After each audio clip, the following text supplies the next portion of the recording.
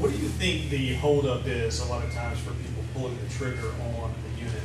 So I think what you're asking for is what is the barrier to entry, right? The barrier to entry is it's not one dimensional.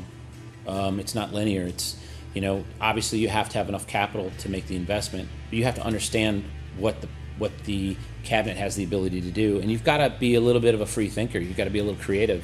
This isn't a one and done kind of situation. As I mentioned earlier, you can do lots of different finishes based on how you prep the part before it goes into the machine, how you clean the part before it goes into the machine, and it's manual labor. I mean, so there is that component into it where you've got to be consistent. So I think the biggest barrier to entry for people is a lack of understanding of just how diverse the outcome can be. It's going to be based on how much creativity you take to it. It's not just a blast cabinet. You're not just sandblasting a part so you can paint it. You're actually vapor blasting a part so that you can see where do you want to take it to the next level. Do you want to vapor blast it before you chrome it? Do you want to vapor blast it before you powder coat it? Do you want to vapor blast it and leave it raw? We're finding out just by playing with it that it does things that we never even imagined.